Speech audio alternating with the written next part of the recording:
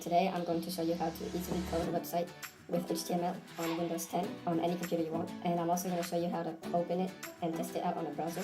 So first off, you need to open Notepad. So this is a good notepad. It's an app you have to download, and it helps you format your coding. But let's just use normal Notepad today. And so I'm going to start writing a simple website.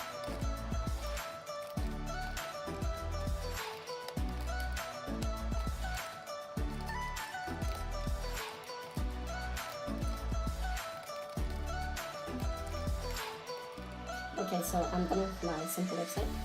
So you do File, Save, and then here we'll name it Hello. So if you want to automatically save this as an HTML file, it doesn't actually say it here. So you change the .txt to .html, and this will automatically save it as a web browser file. But if you want to separately save it, so you can have one on Word or text and one on browser, just save this one normally as text, desktop, yeah.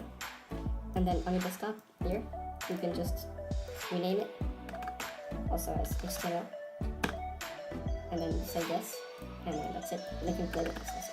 So you can switch it back and forth, and it'll still work. So if you don't have this extension, you just need to go to Files, View, and File Name Extensions, turn it on. If I turn it off, there's nothing.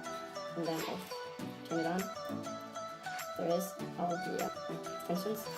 So then I got this. Let's switch it back to HTML so we can open it. Always say yes to that, and let's open it. And there you go. Hello the title. Hello everyone.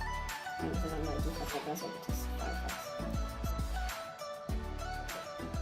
So yeah, that's how you easily code and test out HTML on any Windows computer.